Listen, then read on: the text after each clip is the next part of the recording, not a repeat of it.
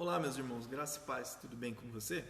Estamos aqui novamente para trazer um estudo da Palavra de Deus e nessa quinta-feira nós vamos falar com o segundo tema do nosso estudo devocional: quem é Deus? Essa é uma pergunta muito importante para a nossa fé cristã.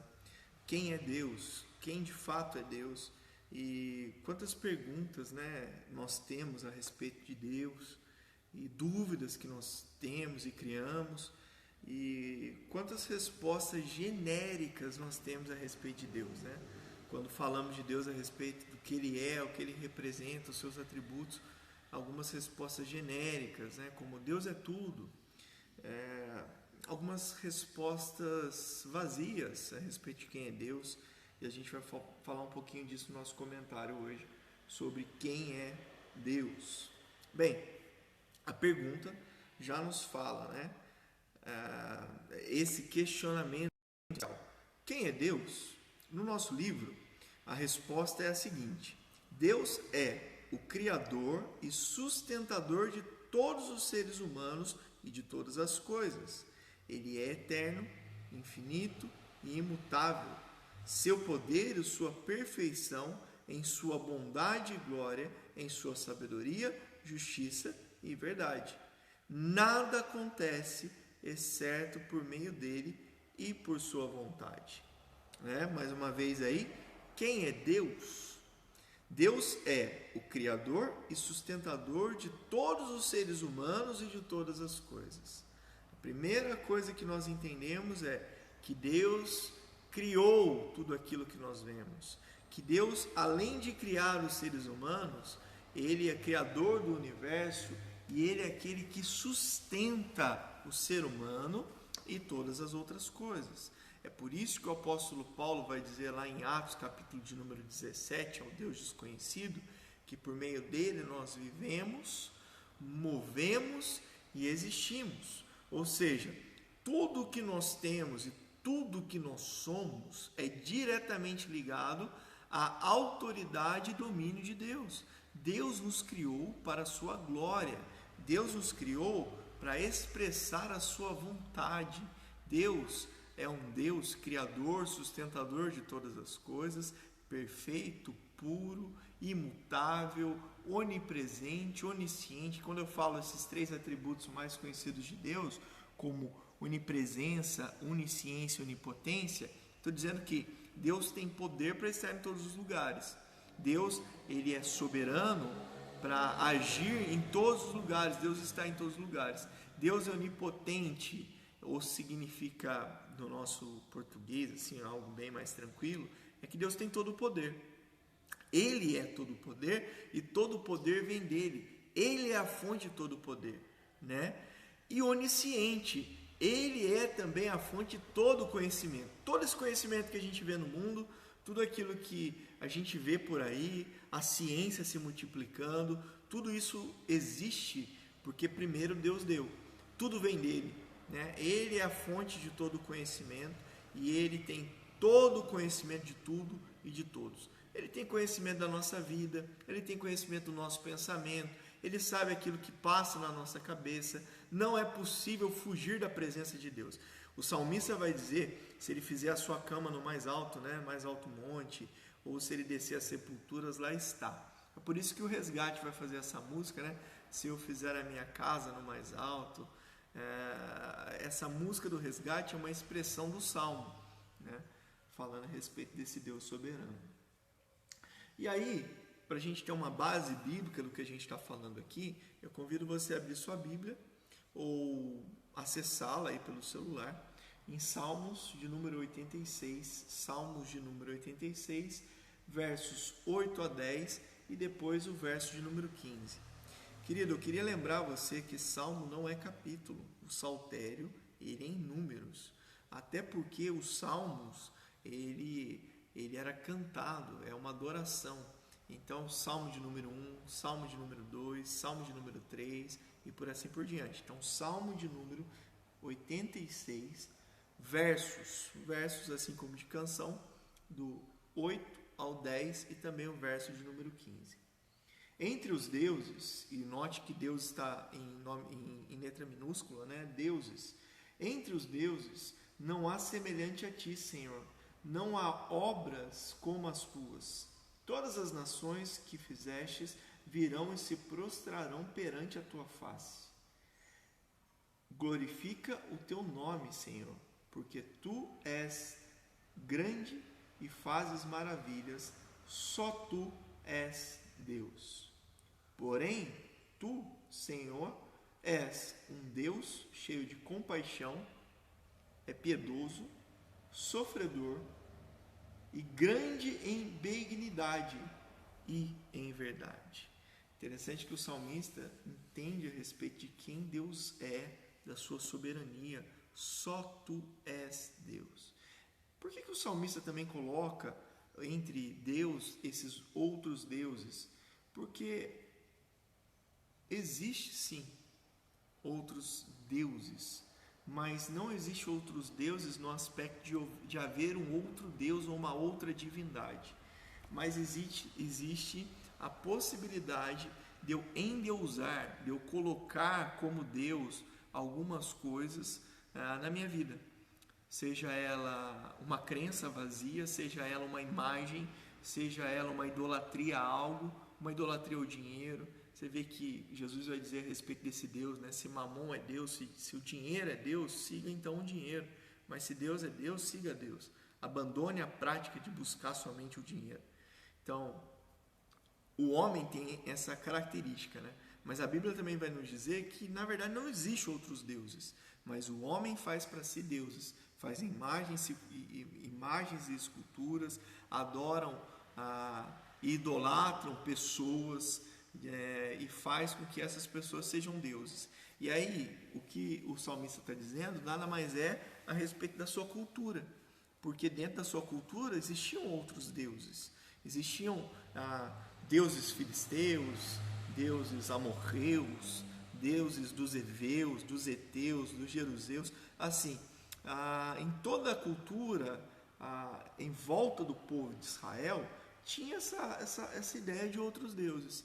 Mas o que o salmista está dizendo é que ninguém é como o nosso Deus. E, na verdade, o nosso Deus ele é único, soberano. Ele é o Criador de todas as coisas e sustentador de todo o universo.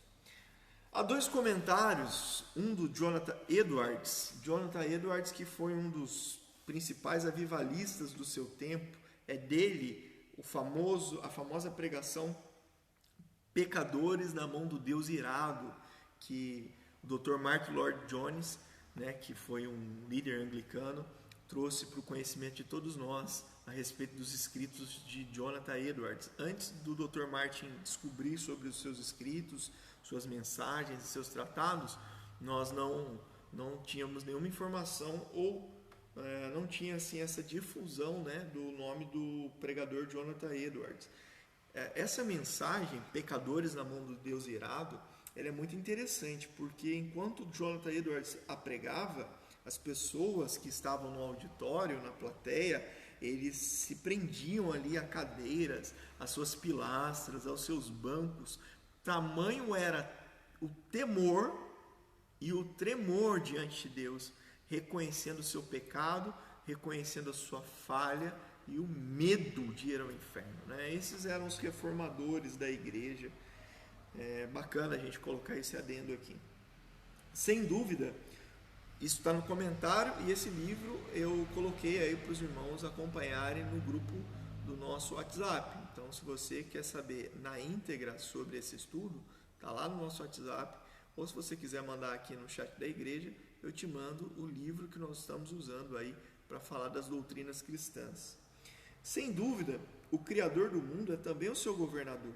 Aquele que teve poder para dar existência ao mundo, colocando em ordem todas as suas partes, também tem poder de dispor do mundo, de dar seguimento à ordem que constituiu ou alterá-la. Ele foi quem primeiro deu as leis da natureza e, portanto, tem toda a natureza em suas mãos. Assim fica evidente que Deus tem o mundo em suas mãos para dispor dele segundo o seu querer. É sabido, de fato, que Deus não é displicente quanto à forma como se passam os acontecimentos e as preocupações do mundo que fez, porque não foi descuidado disso na sua própria criação, como é aparente. Pelo modo e pela ordem que as coisas foram criadas, Deus, ao criá-las, cuidou do progresso e do estado futuro dessas coisas no mundo. Sabe aquela ideia que a gente acha que o mundo está totalmente à mercê, isolado não, mas totalmente dissolado, né? Ele tem vivido assim, o mundo tem estado de mal a pior. Aonde está Deus em relação a esse mundo? Bem, a gente precisa entender que o Deus criador, sustentador do universo, ele subjugou de fato esse mundo, essa terra, mas ele tem sustentado, porque se não for Deus cuidando de nós, segurando a história, sustentando a história, rapaz, essa humanidade estava pior do que está hoje. Então Deus, na sua soberania, tem tido controle sobre todas as coisas. Todas as coisas. E aí eu tenho um outro comentário aqui que é do Carson. E ele fala o seguinte, eu grifei aqui a sua melhor fala. Só porque alguém, preste bem atenção, só porque alguém usa a palavra Deus e outra pessoa também usa a palavra Deus, isso não significa que estejam falando a mesma coisa.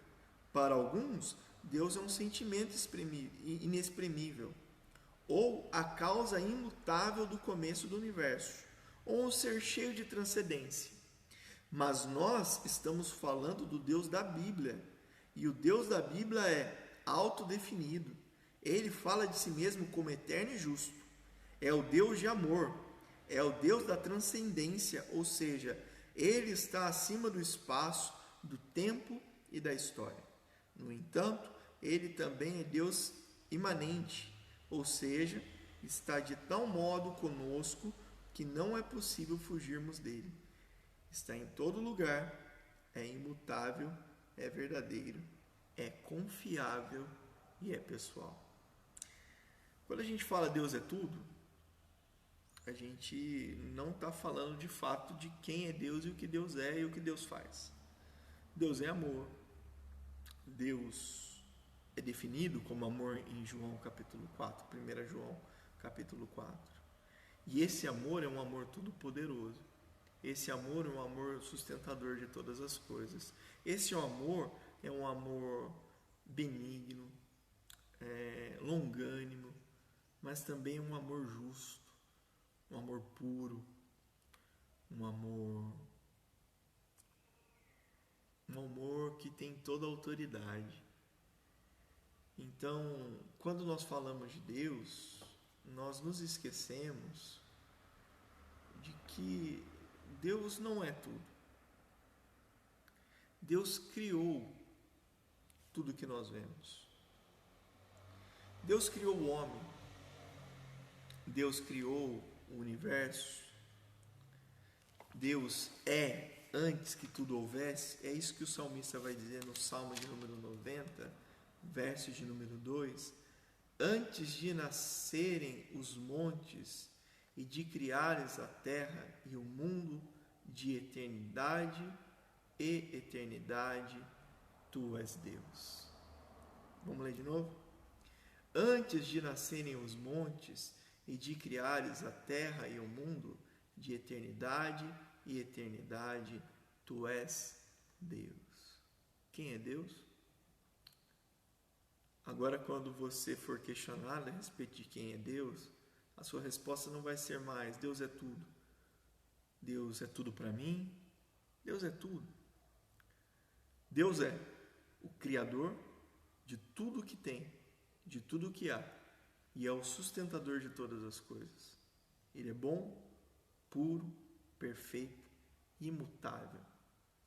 Ele é onisciente, ele está em todos os lugares e ele tem todo o poder para fazer aquilo que ele bem entende. Esse é Deus. Esse é o Deus bíblico. Esse é o Deus que nós servimos. Esse é o Deus a qual nós pregamos. E este Deus também está em 3 pessoas, distintas, únicas, que nós vamos falar no próximo estudo sobre quem é o Deus imutável em 3 pessoas distintas, que a doutrina cristã chama de trindade ou triunidade, apesar da Bíblia nunca ter se referido a Deus dessa forma. Deus é um único Deus. E nós vamos falar do que é ser o único Deus ou do que é termos um único Deus em 3 pessoas. Que Deus te abençoe, que Deus te guarde. Obrigado por você ter nos acompanhado até aqui. De fato, esse vídeo ele não está sendo ao vivo como os outros estudos que nós fazíamos, porque nós também temos uma ideia de trabalhar o presencial com uma forma toda especial, com alguns questionamentos, e também não deixar de lado o estudo online, o estudo para você que está acompanhando na sua casa nesse tempo de pandemia, porque é necessário que você tenha também todo o alimento da palavra de Deus, todo o entendimento daquilo que nós temos falado. E uma das coisas que nós falamos desde o início nesse estudo é que você repita os textos, que você memorize os textos durante a semana, que você faça essas perguntas, porque o encucar da palavra de Deus, exato, o encucar da palavra de Deus, o fixar no coração a palavra de Deus, ele é meditado diariamente. Então nós deixamos aqui o Salmo. Leia o Salmo algumas vezes, a base do nosso estudo está nesse Salmo. Leia, releia, leia novamente e deixa Deus, através do Santo Espírito, ir agindo no seu coração e trazendo cada vez mais o entendimento de quem Ele é, de fato, na sua vida. Muito obrigado mais uma vez. Deus te abençoe e não se esqueça de orar também pelos nossos irmãos, aqueles que estão enfermos, aqueles que estão passando lutas, e alegrar também, se alegrar com aqueles que comemoram mais um ano de vida no mês de março. Tivemos aí o Lourenço, o Davi, a Miriam vai fazer aniversário, o Israel também vai fazer aniversário. Temos alguns irmãos que fazem aniversário no mês de março. Vamos estar orando também, agradecendo a Deus pela vida de cada um deles. Deus te abençoe, que Deus te guarde, que o Deus Todo-Poderoso, que sustenta o universo, que nos criou e tem o controle sobre tudo e sobre todos, seja comigo, seja com o nosso amado irmão que está assistindo esse vídeo e com toda a nossa igreja. É o que nós te pedimos, Pai, e te agradecemos pela Tua presença em nossas vidas, hoje e sempre, em nome de Jesus. Amém e amém. Um excelente resto de semana para você e até domingo, se Deus assim nos permitir, em nome de Jesus. Deus abençoe.